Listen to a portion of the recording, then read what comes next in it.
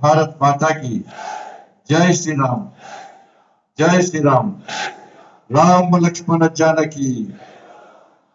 నమస్కారం. ఈ వాస్తవానికి పోలింగ్ ఏజెంట్ల సమావేశం. మీడియా మిత్రులు మేము ఏం మాట్లాడుకోలేదు, అందుకే మిమ్మల్ని కూడా నారాజు చేయదని ఏదో విషయాలు మాట్లాడితే తర్వాత మీరు మీ పని మీరు చేసుకుంటారని చెప్పి చాలా చేశాను. 13వ తారీఖు నాడు జరిగేటువంటి ఎన్నికల సందర్భంలో కరీంనగర్ పార్లమెంట్ లో వార్ వన్ సైడ్ లెక్కనే ఈ ఎన్నికల సంగ్రామం జరుగుతూ ఉన్నది. భారతీయ జనతా పార్టీ కార్యకర్తలందరూ కూడా ఇలా జోష్తో పనిచేస్తా ఉన్నారు. పనిచేస్తున్న వాళ్ళే కదా, గట్టిగా పనిచేస్తారు కదా, గెలిచుడు గ్యారంటీ కదా, డౌట్ ఏం లేదు కదా. ఈ కాంగ్రెస్ వాళ్ళకి బీఆర్ఎస్ కి డౌట్ లేదా, మనకెందుకు డౌట్ ఉంటుంది. ఇలా సెకండ్ ప్లేస్ కోసం 2 పార్టీలు ప్రయత్నం చేస్తున్నాయి. షేర్ మార్కెట్ లా హెచ్చు తగ్గులు ఉంటా ఉంటాయి. అంటే ఒకరోజు టీఆర్ఎస్ పైకి వస్తుంది, బీఆర్ఎస్ పైకి వస్తుంది, ఒకరోజు కాంగ్రెస్ పైకి వస్తున్నది. వీళ్ళు పెరుగుతున్నారు, ఒకసారి వాళ్ళు పెరుగుతున్నారు. కాబట్టి మనది మాత్రం వార్ వంచ లెక్కనే పూర్తి లైన్ క్లియర్ ఉంది. దేని వల్ల అంటే మన నరేంద్ర మోడీ గారిని ప్రధానమంత్రి చేయాలని చెప్పి ప్రజలు ఆలోచిస్తున్న తరుణంలో మీరందరూ కష్టపడి ఇంటింటికి మనం చేసేటువంటి అభివృద్ధి, నరేంద్ర మోడీ గారి యొక్క సంక్షేమ పథకాల విషయంలో ప్రజలందరికీ ఆలోచన కల్పిస్తున్న తరుణంలో ఇవాళ మనం భారీ మెజార్టీతో పక్కా గెలుస్తామన్న విశ్వాసం, నమ్మకం మనకు ఏర్పడ్డది. కాబట్టి కరీంనగర్ కాదు, తెలంగాణ రాష్ట్ర వ్యాప్తంగా కూడా 10 నుంచి 12 సీట్లకు పైగా ఇలా భారతీయ జనతా పార్టీ తెలంగాణ రాష్ట్రంలో గెలుపుతుంది. 100% వాస్తవం. ఇది అయిన తర్వాత ఈ రాష్ట్ర ముఖ్యమంత్రి గారు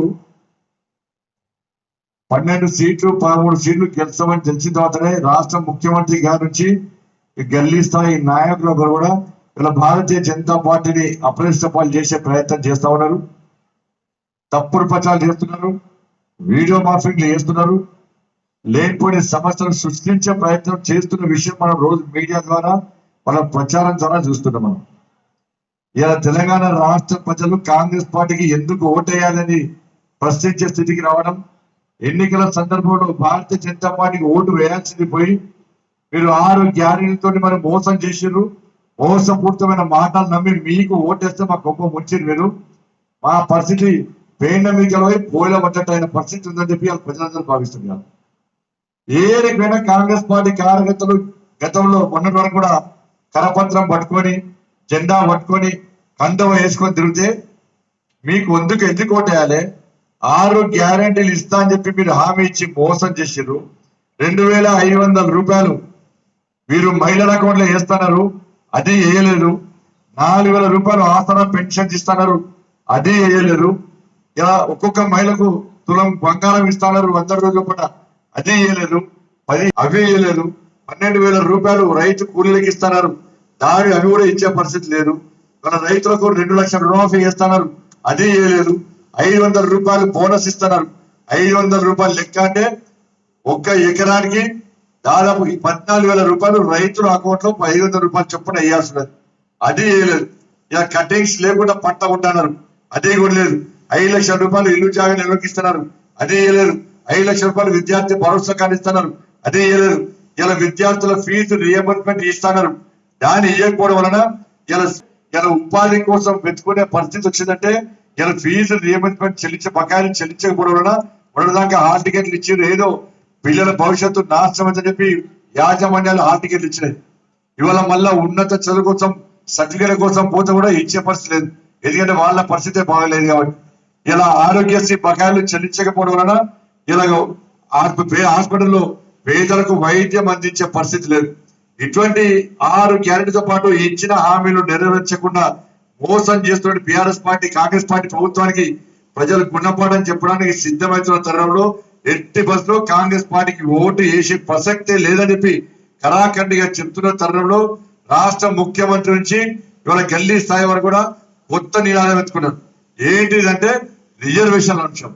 ఇలా నా కూడా ఇలా నచ్చియాల, నేను కమలం గుర్తు ఓటేసి కమలం గుర్తు కండు వేసుకొని తిరుగుతున్నా, నేను కమలం గుర్తు చూపెట్టుకుంటూ ఓటు పడుతున్నా. కానీ రాష్ట్ర ముఖ్యమంత్రి ఏం పట్టుకున్నాడంటే గాడిది గుడ్డు పట్టుకొని ఎన్నికల్లో ప్రచారం చేస్తున్నాడు. ఇవాళ ప్రజలందరికీ డౌట్ వచ్చేది, మరి కాంగ్రెస్ పార్టీ బస్మాస్ రాష్ట్రం బీక్ పడేసేది అయింది, మొన్నటిదానిగా గ్యారంటీ ఇచ్చి మొత్తం అన్ని పక్కకు పెట్టారు. ఈ భస్మాస్త్ర హస్తాన్ని ఎవరు నమ్మే పరిస్థితి కాదు. కాంగ్రెస్ పార్టీ కొత్త గుర్తు వచ్చింది కావచ్చు, ఆ గుర్తు పేరు గాడిద గుడ్డు అని చెప్పి ప్రజలు నమ్మే పరిస్థితి. ఎవరన్నా వాళ్ళ సింబల్ ముందు పెట్టుకుంటారు, కానీ రాష్ట్ర ముఖ్యమంత్రి రేవంత్ రెడ్డి గాడిద గుడ్డు ముందు పెట్టుకొని దాన్ని చూపడుతున్నారు. ఇవాళ ప్రజలు అదే చెప్తున్నారు, బ్యాలెట్ లో గాడిద గుడ్డు ఉంటుంటే కాంగ్రెస్ కోట లేకుండా ఓటేరు. అలవాటు అయిపోయింది. ఇవాళ రాష్ట్ర ముఖ్యమంత్రి స్థాయి వ్యక్తి మాట్లాడే భాష, వ్యవహార శైలి, వాడుతున్న భాషను చూసి 10 మంది స్ఫూర్తిదాయకంగా ఉండాలి తప్ప ఈ విధంగా ఉంటే ప్రజలు సహించాలనే విషయాన్ని గుర్తుంచుకోవాలి. ఇలా యథారాజా తదా ప్రజ అన్నట్టు రాష్ట్ర ముఖ్యమంత్రి గారు ఏమంటే కింది స్థాయి నాయకులు కూడా అదే భాషను మాట్లాడే స్థితికి తీరాల్సిన వాళ్ళు. కాబట్టి గాడి గుడ్డు మీద, నా గుండు మీద ఉన్న రాష్ట్ర ముఖ్యమంత్రికి ఉన్న శ్రద్ధ 6 గ్యారెంటీల మీద ఎందుకు లేదో స్పష్టం చేయాలి. 6 గ్యారెంటీల చర్చ ఎందుకు జరుగుతుందో స్పష్టం చేయాలి. మీ కాంగ్రెస్ పార్టీకి ఓటేయాలంటే మీరు నేను చెప్పిన హామీలు నెరవేర్చలేదు. మరి ఎందుకు ఓటేయాలి మీకు? ఇలా రిజర్వేషన్ విషయం చెప్తా ఉన్నారు మీరు. భారతీయ జనతా పార్టీ ఏ రోజు కూడా రిజర్వేషన్ రద్దు చేస్తా అని చెప్పలే, ఎక్కడ కూడా చెప్పలే. ఇలా బాబాసాహెబ్ అంబేద్కర్ మాకు స్ఫూర్తి. ఇలా ప్రియతమ నేత నరేంద్ర మోడీ గారు భారత ప్రధానమంత్రి బాధ్యత చేపట్టిన తర్వాత నాకు బాబాసాహెబ్ అంబేద్కర్ పెట్టిన భిక్ష వల్లనే ఈ రోజు ప్రధానమంత్రిని అయినా అని చెప్పి అంబేద్కర్ గారిని స్ఫూర్తిగా తీసుకొని ప్రకటించిన ముఖ్యమైన వ్యక్తి దేశ ప్రధాని నరేంద్ర మోడీ గారు. ఈ దేశంలో కాంగ్రెస్ పార్టీ రాజ్యాంగానికి తూట్లు వచ్చింది. ఇందిరాగాంధీ హయాంలో రాజ్యాంగానికి భిన్నంగా, ఇలా రాజ్యాంగానికి విరుద్ధంగా ఈ దేశంలో ఎమర్జెన్సీని విధించి రాజ్యాంగానికి తూట్లు పొడిచిన పార్టీ కాంగ్రెస్ పార్టీ.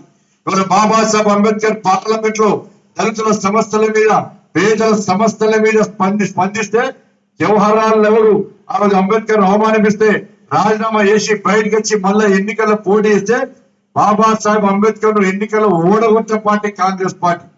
బాబాసాహెబ్ అంబేద్కర్ ఢిల్లీలో మరణిస్తే ఆయనకు స్మారక స్తూపం దేశ రాజధానిలో కట్టేయాల్సి వస్తుందని చెప్పి ఆయన పార్థివ దేహాన్ని అకారణంగా ఇలా ముంబైకి తరలించి అవమానపరిచే పార్టీ కాంగ్రెస్ పార్టీ. కనీసం 54 సంవత్సరాల కాల వ్యవధిలో ఏ రోజు కూడా పార్లమెంట్ లో బాబాసాహెబ్ అంబేద్కర్ చిత్రపటాన్ని పెట్టని మూర్ఖతో పార్టీ కాంగ్రెస్ పార్టీ.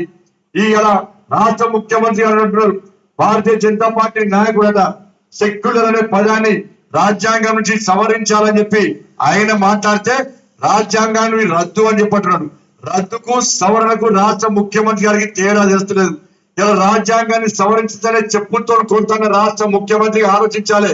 54 సంవత్సరాలు కాంగ్రెస్ పార్టీ పాలనలో 100 సార్లు రాజ్యాంగాన్ని మార్చిన పార్టీ కాంగ్రెస్ పార్టీ. మరి ఒక్కసారి మార్చుదామంటే చెప్పుతో కొట్టాలంటే 100 సార్లు మార్చిన మీ కాంగ్రెస్ పార్టీని ఎన్నిసార్లు కొట్టాలో రాష్ట్ర ముఖ్యమంత్రి స్పష్టం చేయాలి.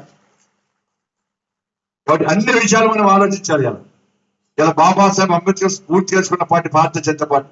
అంబేద్కర్ గారి చిత్రపటాన్ని ఇలా పార్లమెంట్ లో పెట్టిన పార్టీ భారతీయ జనతా పార్టీ.